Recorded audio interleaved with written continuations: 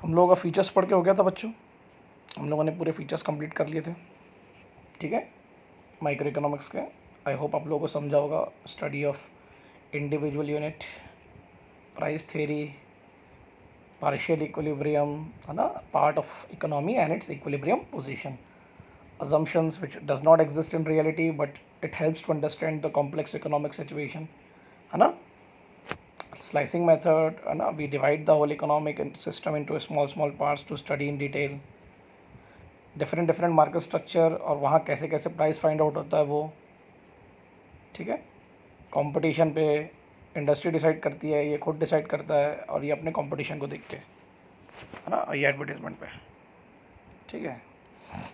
आज हम लोग पढ़ेंगे इंपॉर्टेंस और one of the important topic, ठीक है, एग्जाम में ये जो टॉपिक्स अपन पढ़ रहे हैं ना, one of the compulsory topics है एग्जामिनेशन पॉइंट ऑफ व्यू से, इसलिए इसको ध्यान से पढ़ो। इंपॉर्टेंस का मतलब क्या होता है, देखो कि माइक्रो इकोनॉमिक्स हमारे लिए क्यों इंपॉर्टेंट है। तो पहली बात तो एक चीज़ क्लियर कर लो, हम माइक्रो इकोनॉमिक्स में दो ही चीज़ें पढ़ रहे हैं, price determination of factors and product and allocation of resources. किसी भी चीज़ का प्राइस फाइंड आउट करना उसके डिमांड सप्लाई के हिसाब से और प्रॉपरली रिसोर्सेज को एलोकेट करना, तो पूरा इंपॉर्टेंस ही उसी पे बेस्ड है, ये ध्यान रखना, ठीक है। चलिए, पहला हेडिंग ही क्या दिया उसने, प्राइस डिटर्मिनेशन, कि भैया माइक्रो इकोनॉमिक्स सबको मदद करता है, समझाता है आपको कि how the prices of different products and various factors are determined. तो how it is determined, it is determined as per the interaction of demand and supply. Why, because we find out, हम price को find out कर रहे हैं कौन से economic system में, free market में। तो फ्री मार्केट में किसी भी चीज़ का प्राइस किस पर डिपेंड होता है, डिमांड एंड सप्लाई। ये तो आप लोगों को समझता है। इसको थोड़ा सा ज़्यादा एक्सप्लेन कैसे कर देंगे, फैक्टर्स के नाम दे देंगे कि how the price of land is determined, how the price of labour is determined, how the price of capital is determined, how the rewards of entrepreneur is determined. Entrepreneur का reward क्या है, profit, ठीक है। तो ये तो आपको clear हुआ, यस सर ये क्लियर हो गया। फिर नेक्स्ट है फ्री मार्केट इकोनॉमी कैसे वर्क करती है, वो हमको आज माइक्रो इकोनॉमिक्स ने समझा दिया। कैसे काम करती है free market economy, sir free market economy मतलब कैपिटलिज्म, वहाँ हर इकोनॉमिक डिसीजन लोग अपने हिसाब से लेते हैं। What are the economic decision they are taking, sir what to produce, वो खुद डिसाइड करते हैं क्या बनाना है, जो लोगों को चाहिए हम वो बनाते हैं। How much, how to produce, capital technique use करनी है कि लेबर अपग्रेडेड के आउटडेटेड, ये सब डिसीजन कैसे लेवल पे लिए जाते हैं, इंडिविजुअल लेवल पर।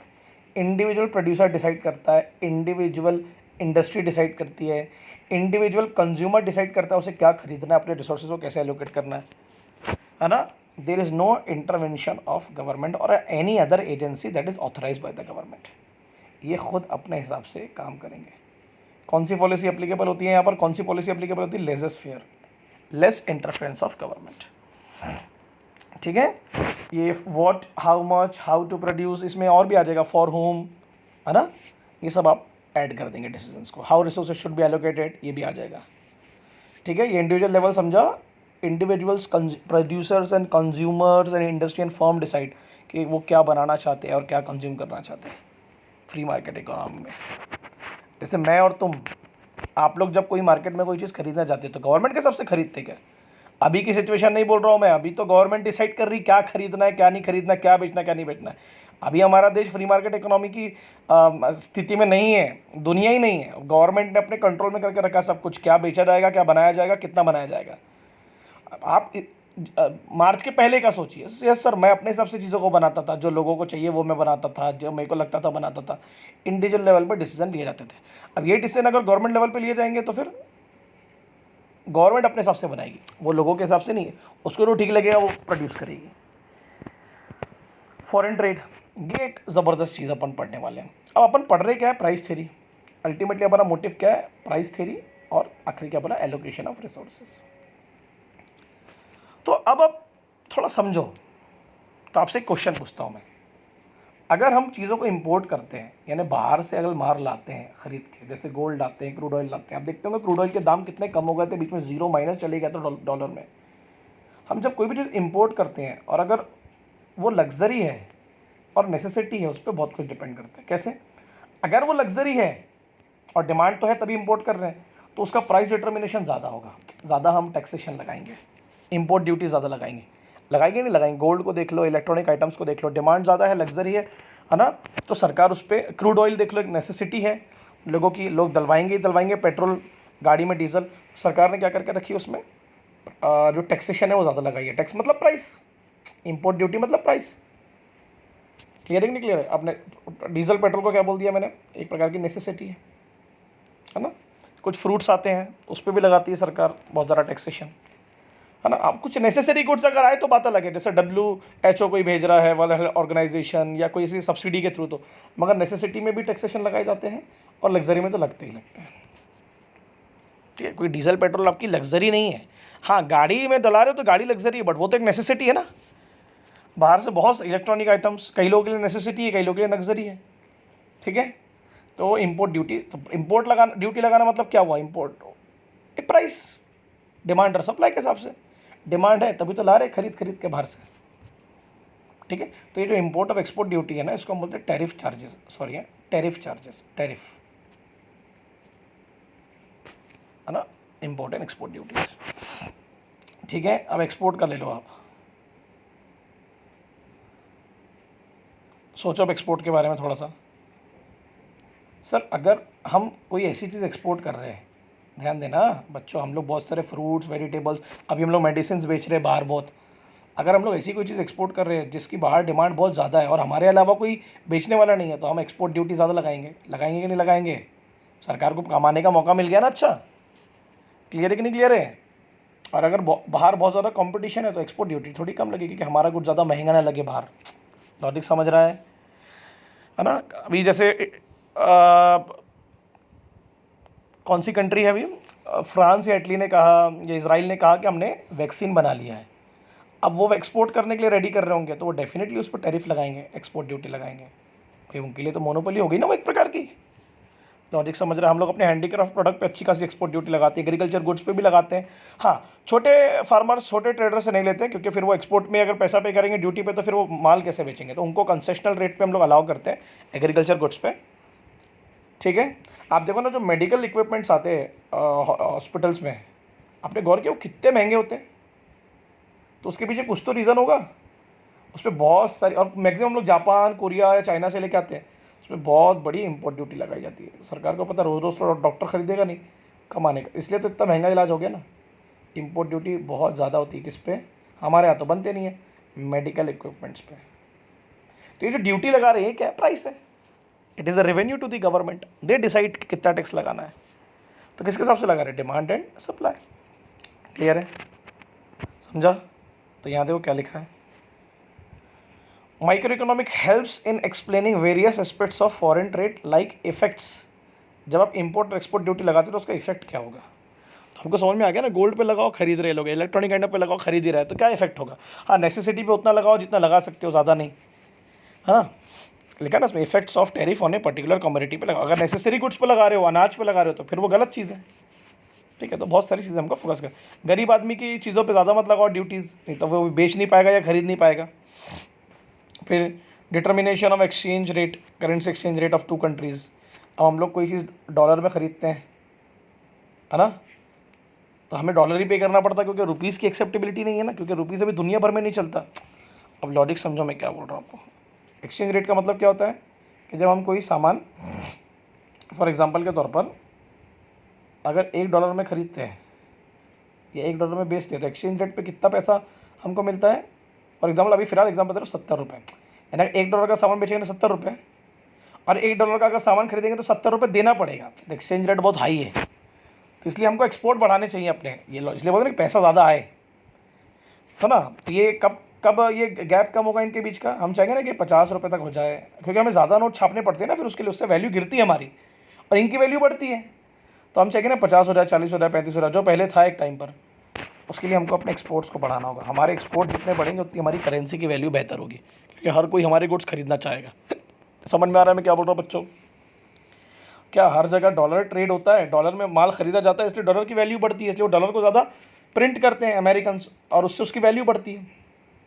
हमें $1 पे करने के लिए ₹70 छापने पड़ते हैं, तो उससे वैल्यू गिरती है। 75 भी हो सकता है, 80 भी हो सकता है, ये एक्सचेंज रेट हो सकता है ना। तो एक्सचेंज रेट उसी कंट्री का ज़्यादा होगा जिसके एक्सपोर्ट ज़्यादा होंगे, ये ध्यान रखना हमेशा। ठीक है, चलो बढ़िया। इसलिए हम भी कोशिश क्या करते हैं, वहीं ज़्यादा एक्सपोर्ट करते थे, लेकिन ना गेन वहीं ज़्यादा एक्सपोर्ट करेंगे जहाँ से हमें ज़्यादा इंपोर्ट नहीं करना है। लॉजिक समझ रहे हैं कि हमारी करेंसी की वैल्यू, हमारे करेंसी में लोग माल ज़्यादा खरीदें, हम कोशिश करते हैं। और कभी भी जब दो कंट्रियाँ एक दूसरे को इंपोर्ट एक्सपोर्ट करती है ना, ध्यान रखना, तो वो उसी चीज़ को एक्सपोर्ट करेगी, ध्यान रखना, जो वो सस्ते में बना ले, लॉजिक समझ रहा है, जिससे उसको गेन मिले। और जो चीज़ उसको महंगी लग रही है और उसके पास रिसोर्सेज नहीं है, तो फिर वो उसको इंपोर्ट कर लेती है। तो इसलिए बोलते हैं ना, दो अगर कम्युनिटी में फंस गए हो तो उसी चीज़ को एक्सपोर्ट करो जिसको आसानी से बना सकते हो और बेच सकते हो। उससे उसका एक्सपोर्ट बढ़ने से आपकी करेंसी की वैल्यू बढ़ेगी फॉरेन मार्केट में, क्योंकि हर कोई आपके माल को ख़रीदना चाहेगा। ठीक है, ओके।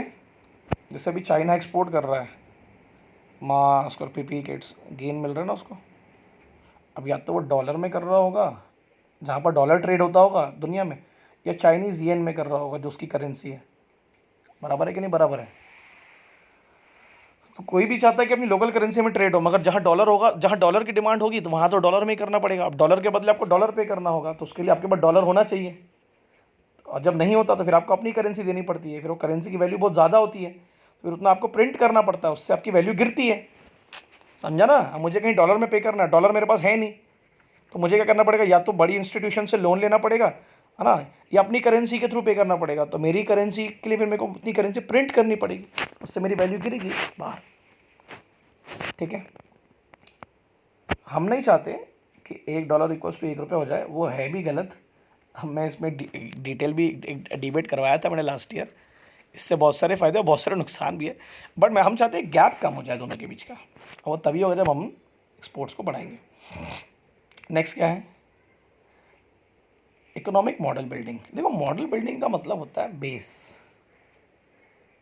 मॉडल मतलब बेस, है ना, या आप बोल सकते हैं एक प्रकार का डेमो कि इकोनॉमी कैसे काम करनी चाहिए। तो माइक्रो इकोनॉमिक्स ने क्लियर तो कर दिया कैसे काम करनी चाहिए।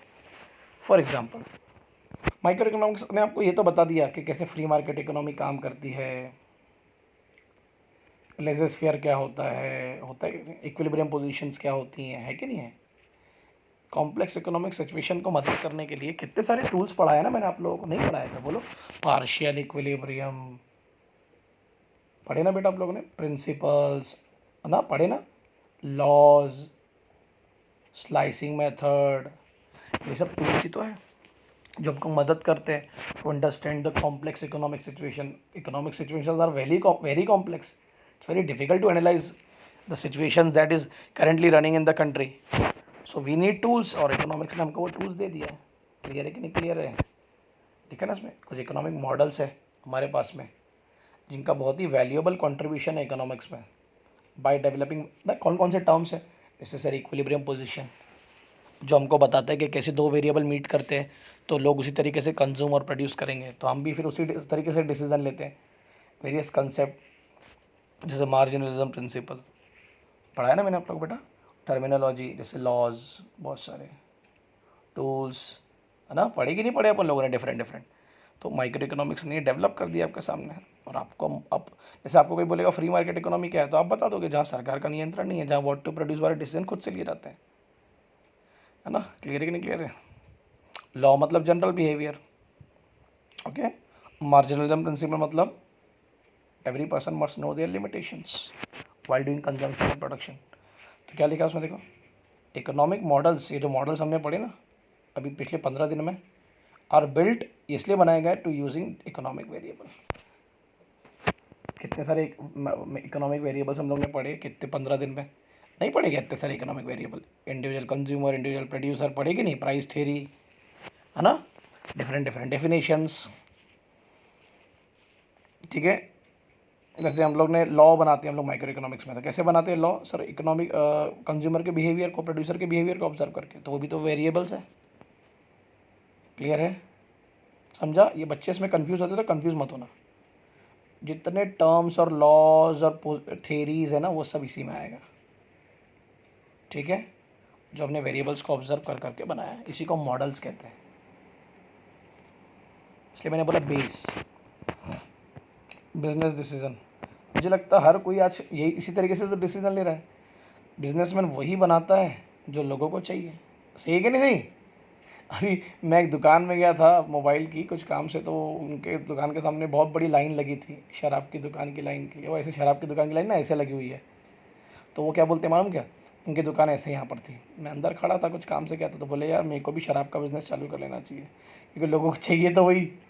तो अल्टीमेटली ठीक है, अब हर कोई नहीं कर सकता वो बिज़नेस, बट अपन तो देखते तो वही है, सोचते मगर डिजिटल इंडिया का भी ज़माना है भैया, तो आपकी भी दुकान चलेगी, तकलीफ नहीं है ना। डिटर्मिनेशन ऑफ, देखो अब आप पहले पता करते हो आपको क्या बनाना है, फिर आप इकट्ठे करते हो रिसोर्सेज, फिर हर रिसोर्सेज का कॉस्ट भी पता होना चाहिए आपको, लैंड का, लेबर का, रॉ मटेरियल का, क्लियर निकले, मशीन का, है ना। उनका भी जो कॉस्ट है वो भी किसके डिपेंड करेगा, इनकी डिमांड और सप्लाई पर। अवेलेबल तो होना चाहिए ना, ये लिखा है ना उसमें। कौन से डिसीजन से बिजनेसमैन के लिए कितना खर्च लगेगा मुझे फैक्टर्स पे, प्राइस क्या होगा गुड्स का, मैं आउटपुट का और प्रॉफिट को कब इंक्रीज़ करूँगा। तो ये दो बड़े ज़बरदस्त पॉइंट है, ये ना अच्छों को नहीं समझ में आते। What is maximisation of output? Sir मैं जितना बना रहा हूँ ना उससे ज़्यादा अगर मुझे बनाना है, तो अपन आउटपुट को कब बढ़ाते हैं बच्चों? जब अपन प्रॉफिट अर्न कर रहे हैं, तो अपन कोशिश करते हैं ज़्यादा से ज़्यादा। अभी देखो आप कितना टैक्स लगा रही है सरकार शराब पे, क्यों? तो सरकार को पता है अनाप शनाप डिमांड है, तो और दुकानदार भी क्या कर रहा है, ज़्यादा से ज़्यादा माल ला के रख रहा है, आउटपुट को इंक्रीज़ कर रहा है, क्योंकि प्रॉफिट कमाने का बेस्ट तरीका है। लॉजिक समझा? तो you increase your output when your profit is increasing. तो अगर आप अच्छा खासा कमा रहे हो तो आप चाहते हो ना कि आप ज़्यादा से ज़्यादा बेच लो उस समय पर। आप मेडिकल बिजनेस भी देख लो, अभी फार्मेसी से रिलेटेड। और हाँ, ये हुआ मैक्सिमाइजेशन ऑफ आउटपुट, यानी you are maximising your output when your profit is also increasing. Okay, अब उल्टे इसमें आता हूँ, maximisation of profit. You try to maximise your profit. देखो आप इसको हिंदी में बोलते हैं, आप अपने प्रॉफिट को मैक्सिमाइज करने की कोशिश तब करते हैं जब वो कम होने लगता है। लॉजिक समझा क्या? You try to maximise your profit when it goes on diminishing. तो अभी कितने सारे बिजनेसमैन होंगे जिनके प्रॉफिट कम हो रहे होंगे, तो दे ट्राई टू मैक्सिमाइज। अब कैसे? सर एक एग्जांपल दो। अरे ये वही बनाएंगे जो लोगों को चाहिए, उतना ही बनाएंगे जितना लोगों को चाहिए ना, मार्जिनलिज्म प्रिंसिपल। समझा ना लॉजिक क्या है? Okay, you try to maximize you're trying ना, why? because it is decreasing, so you try to maximize। आप रिसोर्सेज कम से कम यूज़ करोगे, है ना। ओके, ये दोनों कंसेप्ट समझना, ये भी और ये भी। और ये सब मार्जिनल प्रिंसिपल हेल्प करने वाला है सर आपको, ठीक है। उतना ही बनाओ जितना लोगों को चाहिए। नेक्स्ट क्या है? Useful to government.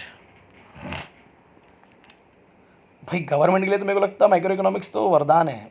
Taxation policy, सरकार, टैक्स मतलब प्राइस, सरकार का रेवेन्यू, तो लग्जरी गुड्स पे भर भर के लगाओ। अभी देखो लिकर पे दिल्ली सरकार ने कितना लगाई है, 70% ऑन एक्साइज ड्यूटी लगाई लिकर पे। मतलब अगर आप 1000 रुपये की शराब ख़रीदते हैं, अब आप लोग नहीं खरीदते होंगे, मैं उम्मीद कर रहा हूँ, तो उस पर टैक्स लगेगा 70%। तो कितने की हो गई वो?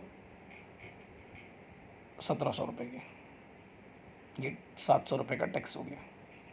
आंध्र प्रदेश ने 50% लगाया, क्योंकि पता है लोग छक मरा के पियेंगे। तो इसी को तो बोलते हैं फ्री मार्केट प्राइस डिटर्मिनेशन हुआ ना, डिमांड के हिसाब से हमने टैक्स वसूल कर लिया। अनाज लोग अफोर्ड नहीं कर पा रहे हैं तो उसमें सब्सिडी मिल रही है। क्लियर है कि नहीं क्लियर है? पब्लिक एक्सपेंडिचर आ गया, लोगों पर खर्च करना, लोगों पर क्या, अनाज, घर, है ना, तो सब्सिडाइज कर देना उसको, पीडीएस बोलते हैं ना उसको, पब्लिक डिस्ट्रीब्यूशन के थ्रू लोगों पर। दो प्रकार के खर्चे होते हैं भाई, एक वो खर्च जब वो करना ही करना है, रोटी कपड़ा मकान देना ही देना लोगों को, हेल्थ वेल्थ, और एक ऐसे खर्चे जैसे डैम, हाईवेज, जो अब इंफ्रास्ट्रक्चर से रिलेटेड है ना, तो वो तो अभी नहीं कर पाएगी गवर्नमेंट। तो फिलहाल आप तो उस पर प्राइस लेते हो क्या आप?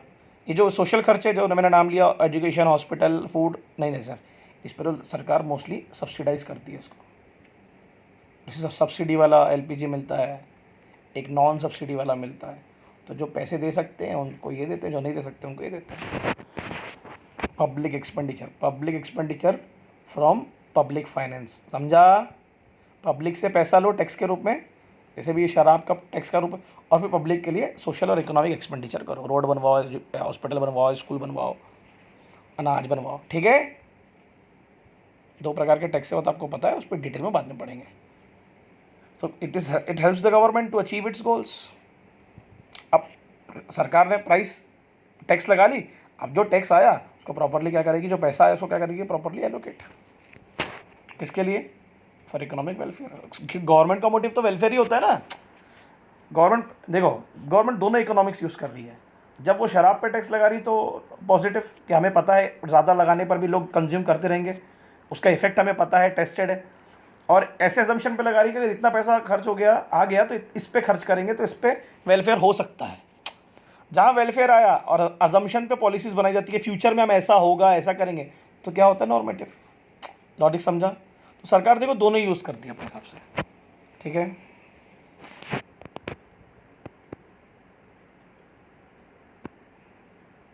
सरकार के पास रिसोर्सेज है नहीं, इसलिए वो आपको बोल रही है, हमको बोल रही है कि आप भी खर्च करो। और लास्ट क्या है? Basis of welfare economics. समझ में आया? देखो क्या लिखा उसमें, how best results can be achieve. कैसे अचीव बेस्ट रिजल्ट्स आएंगे? सर हम जब अपने रिसोर्सेज को ऑप्टिमम यूटिलाइज करेंगे। तो कैसे होगा ये बताओ ना भाई। सर वही बनाओ जो लोगों को चाहिए, तो रिसोर्सेज का कैसा यूज़ होगा? ऑप्टिमम। अभी लोगों को क्या चाहिए? अभी लोगों को कारपेट चाहिए क्या? बड़े बड़े टीवी, फ्रिज, वॉशिंग मशीन चाहिए क्या? नहीं नहीं सर, नहीं नहीं, कहाँ, ये लोगों को नहीं चाहिए अभी। अभी लोगों को खाना चाहिए, हेल्थ चाहिए, है ना, ट्रांसपोर्टेशन। देखो सरकार अभी लेबरर्स को भेज रही है कहाँ पर? माइग्रेंट लेबरर्स को अपने अपने घर। तो सब्सिडाइज करना पड़ेगा ना उस टिकट के प्राइस को। आप उनसे पैसे कैसे ले सकते हो? देखिए लिखा ना उसमें, आपको ध्यान रखना होगा कि आपका जो टैक्सेशन है वो सोशल वेलफेयर को कहीं अफेक्ट तो नहीं कर रहा है, इसलिए उनसे ही वसूल करो जो दे सकते हैं, उनसे वसूल मत करो जो नहीं दे सकते। और फिर जो पैसा आ रहा है उसको प्रॉपरली ऑप्टिमम यूटिलाइज करो, है ना। क्लियर है कि नहीं क्लियर है? इसलिए जो टिकट्स है उस पर सब्सिडी मिल रही है ना। अभी जो डायरेक्ट टैक्स है उसको सरकार ने क्या कर दिया 3 महीने के लिए, क्यों नहीं, मत पे करो, लोगों के पास पैसा है ही नहीं। तो ये वेलफेयर से रिलेटेड डिसीजन हुए ना, एक्सटेंड कर दिया उन्होंने सरकार ने 3-4 महीने के लिए। ठीक है, तो पहले तो बराबर उसको इकट्ठा करो, फिर प्रॉपर एलोकेट करो। और एक और ध्यान देना कि जो टैक्स के थ्रू टैक्स लगा रहे हो उसका सोशल वेलफेयर पे अफेक्ट क्या होगा। शराब पे जो टैक्स लगा रहे हो उसका कोई लेना देना नहीं सोशल वेलफेयर से, वो तो बनाती रेवेन्यू गवर्नमेंट का। अभी देखो ना, हाउस टैक्स नहीं ले रही है सरकार, नगर परिषद कहाँ ले रही है, लोग देने की स्थिति में नहीं है ना यार, है ना। प्रॉपर्टी टैक्स नहीं ले रही है क्योंकि लोग, इसलिए सरकार ने उसका जो इंसिडेंट है, मतलब उसका जो इफेक्ट वो कम कर दिया कि लोग, क्योंकि लोग नहीं दे पा रहे। समझा? पक्का बहुत सारे छूट देगी अभी सरकार, देखना आपको बहुत सारी छूट मिलने वाली है, क्योंकि ये बहुत लंबा अफेक्ट करने वाला है आपकी इकोनॉमी को। ठीक है, तो अल्टीमेटली आपने क्या देखा इंपॉर्टेंस में? सर एक ही चीज़ पढ़ रहे हैं हम लोग, तो प्राइस, मतलब इसका दूसरा नाम टैक्स भी दे दिया हमने, एक प्रकार का प्राइस ही हुआ ना वो भी गवर्नमेंट की तरफ से। सब प्राइस मेकिंग और बस एलोकेशन वही बनाओ जो लोगों को चाहिए, उन्हीं पे खर्च करो। जहाँ पर वेलफेयर हो या फिर इंडिविजुअल खर्च कर रहा है तो उसको सेटिस्फेक्शन मिले। पूरा इकोनॉमिक्स तो वही है, पूरा माइक्रो इकोनॉमिक्स वही है ना। क्लियर है? सरकार जिन चीज़ों के प्राइस डिसाइड करती है उसका मोटिव होता है वेलफेयर, ध्यान रखना। ठीक है, क्लियर हुआ? पक्का? और जो इंडिविजुअल डिसाइड करता है उसका मोटिव क्या होता है? प्रॉफिट। इसलिए भी सरकार इंडिविजुअल डिसीजन को भी अफेक्ट कर रही है कि नहीं नहीं, यूनिफॉर्म प्राइस रखो, ज़्यादा मत चार्ज करो, क्योंकि मोटिव वेलफेयर है ना। ठीक है, समझा बच्चों? मैं उम्मीद कर रहा हूँ आप लोगों को समझा होगा यार। मतलब मेरे को बड़ी खुशी होगी अगर आप लोगों को समझेगा। तो जो भी एग्जांपल दिया उसको प्लीज़ याद से अपनी जगह पर लिखें, जो भी चीज़ें बता रहा हूँ उसको लिखें याद से। डायरेक्ट टैक्स जो होता है हमारे यहाँ पर वो इनकम के हिसाब से लगाया जाता है, जो जिसकी इनकम ज़्यादा होती है उस पर ज़्यादा लगेगा, जिसकी इनकम कम होती है उस पर कम लगता है। तो ये वेलफेयर ही तो हुआ ना, कि इनके बीच का गैप कम हो जाए, और जो पैसा लोगे इनसे लेके इन पे खर्च करोगे। ठीक है, क्लियर है? और जो इनडायरेक्ट टैक्सेशन होता है, जो जीएसटी के रूप में आप लोग पढ़ते हैं, वो यूनिफॉर्म होता है ऑलमोस्ट सबके लिए सेम। तुम खरीदो टूथपेस्ट या मैं खरीदूँ, टैक्स तो सबको सेम लगेगा। ठीक है, हाँ, तो जो अब ये अनाज पे जो टैक्स लगता है या खाने पीने की चीज़ों पे, तो वो यूनिफॉर्म होता है, तो गरीब आदमी नहीं दे सकता, इसलिए उसको मिलती सब्सिडी। सिलेंडर का एग्जांपल दिया मैंने या फूड आइटम्स का। ठीक है, सरकारी अस्पतालों में जो सामान आता है मेडिकल का वो सब्सिडी रेट पे मिलता है। ठीक है, समझा? कहाँ से आता है पब्लिक एक्सपेंडिचर का पैसा? Public finance. पब्लिक फाइनेंस मतलब टैक्स के रूप में जो पैसा इकट्ठा करती है सरकार, tax revenue, non tax revenue. उसको हम डिटेल में बाद में पढ़ने वाले हैं, समझा? क्लियर है? ये कंसेप्ट भी समझा, ध्यान देना इसको। अभी प्रॉफिट कम हो रहे होंगे क्या बिजनेस के? Yes sir. तो they are try to maximise the profit, तो they have to use their resources as per the need. Clear है ना? और जिनके आउटपुट अभी बढ़ रहे होंगे वो तो चाहेंगे कि और आउटपुट बढ़ाए। आप आउटपुट बढ़ाने की कोशिश कब करते हो? जब आप अच्छा खासा पैसा कमा रहे हो। तभी तो हर शराब की दुकान वाला चाह रहा होगा कि ज़्यादा से ज़्यादा मैं माल ला के रखूँ। ठीक है, क्लियर है, समझा? डिफरेंट डिफरेंट टर्म्स हमने पढ़े, जैसे कि प्राइस थ्योरी है ना, थ्योरी ऑफ वेलफेयर, कॉन्सेप्ट्स पढ़े, marginal principle, equilibrium position, laws पढ़े हमने। टर्मिनोलॉजी का मतलब होता है laws, unwritten rules of the society, behaviour, depend on behaviour. ठीक है, चलो ये फिनिश हो गया। मैं उम्मीद कर रहा हूँ आप लोगों को समझ में आया होगा। ये जो एक्सचेंज रेट है किस पर डिपेंड करता है? इम्पोर्ट एंड एक्सपोर्ट, जिस कंट्री से भी आपका हो रहा है उस पर डिपेंड करेगा कि कौन सी करेंसी को एक्सचेंज किया जाएगा। जिस करेंसी की वैल्यू ज़्यादा रहेगी दूसरी करेंसी के मुकाबले, उसके एक्सचेंज रेट भी ज़्यादा रहेगी, उसी को लोग ज़्यादा एक्सचेंज करेंगे। तो डॉलर का एग्जांपल जो मैंने आपको दिया था, और वो तब होगा जब उस कंट्री का एक्सपोर्ट ज़्यादा होगा। ठीक है, क्लियर है? इसलिए कंट्रीज चाहती है कि हम एक्सपोर्ट ज़्यादा करें किसी भी कंट्री को, हम इंपोर्ट भी करें बट एक्सपोर्ट ज़्यादा हो। जैसे 100 रुपये का एक्सपोर्ट कर रहे हैं तो 50 रुपये का इंपोर्ट करें, तो 50 रुपये हमारे पास बचेंगे ना। अब एक्सपोर्ट करें मतलब पैसा कमा के देश में लाएंगे, तो फॉरेन करेंसी आएगी, तो करेंसी के बदले करेंसी पे करेंगे, मतलब डॉलर के बदले डॉलर पे करेंगे। तो उससे हमारी करेंसी की वैल्यू तो नहीं गिरेगी, कि हमें ज़्यादा प्रिंट नहीं करना पड़ेगा ना उसको। ठीक है, चलो ख़त्म, फिनिश।